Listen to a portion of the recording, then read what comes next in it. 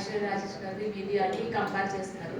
నిజంగా మీ ఇద్దరు combination super ఉంది, ఎస్పెషల్లీ బాగా అన్నప్పుడైతే సో వేరే వైబ్ అన్నమాట. సో మీకు ఎలా అనిపిస్తుంది?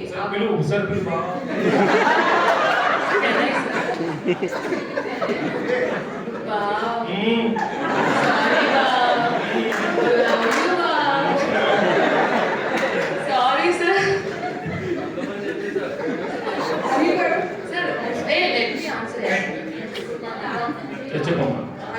అంటే ఆ కాంబినేషన్ నిజంగానే మీకు సౌందర్య గారితో చేసిన అవేమైనా గుర్తొచ్చినాయా సార్? ఐశ్వర్య రాజేష్ గారితో ఆ కాంబినేషన్ అలా అందరూ అంటున్నాం. I'm really glad Shreya did a very good job. చాలా మంచి రోజు దొరికింది. And Anil was there to guide her, and then కూడా she's an experienced actor in she's done a lot of films, but ఈ genre లో first film, it's a comedy film. So luckily I could see her interest in asking Anil how to go about it, and Anil was there to guide her. So Anil's energy will come in every character. So I'm really happy for her. Anil garu, first of all నేను గుల్రాజ్తో మన interact అయినప్పుడు అతను ఏం చెప్తున్నాడంటే next a film అయినా సరే అనిల్ గారు permission అడిగి అనిల్ గారిని సంప్రదించే నేను ఓకే చేస్తాను అంటున్నాడు.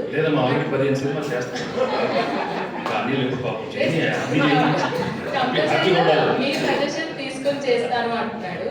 సో ఎలా అనిపిస్తుంది సార్ అంత రిసీవ్ చేసుకున్నప్పుడు? క్యారెక్టర్ నిజంగా చాలా చిన్న ఒక 1% 2% కొద్దిగా భయం అనిపించింది, కానీ బట్ ఆడిటోరియం థియేటర్లో దాన్ని చాలా స్పోర్టివ్గా తీసుకొని చాలా బాగా ఎంజాయ్ చేస్తున్నారు. అండ్ మేము ఆ పాత్ర ఎందుకు క్రియేట్ చేసామో దాని తాలూకు సెన్సిబిలిటీస్ అంటే ఆడియన్స్ అర్థం చేస్తున్నారు.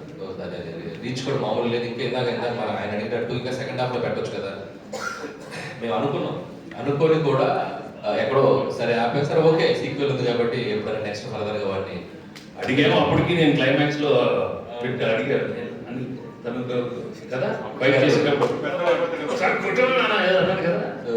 అడిగారు ఇంకా పెట్టాలి అని. బట్ మాకేంటంటే వెళ్ళే స్క్రీన్ ప్లేలో అన్ని క్యారెక్టర్స్ని మేము కంక్లూడ్ చేసుకుంటూ రావడం జరిగింది. సో ఈ సెకండ్ హాఫ్ కుదరలేదు, బట్ డెఫినెట్గా ఫర్దర్గా మాకు ఇంకా స్పేస్ ఉంది కాబట్టి వీళ్ళు వండర్స్. అండ్ బుల్లిరాజు నువ్వు మీరు అడిగినట్టు చాలా ముదురుగా లేదు. సో చాలా ఎలా మాట్లాడాలో వాడికి బాగా తెలుసు. సో చక్కటి ఆన్సర్స్ చెప్పాడు. సో డెఫినెట్గా అంటే ఇంత పేరు వచ్చింది కాబట్టి ఏది పెడితే చేయకుండా సో వాడికి హెల్ప్ అవ్వాలి, వాడికి ఫ్యూచర్ వాడు చదువుకుంటున్నాడు కాబట్టి వాడికి జాగ్రత్తగా చేసుకోమని చెప్పాము. So at the end of the day వాడి కాదు, వాడు వచ్చి నన్ను గైడెన్స్ అడిగితే మాత్రం ఖచ్చితంగా చేస్తాను. ఈ సినిమాతో కలెక్షన్ల వర్షమే కాకుండా one of the busiest artist ఏదైనా అయ్యారంటే ఫస్ట్ గా గుల్రాజ్ గారు చెప్పారు.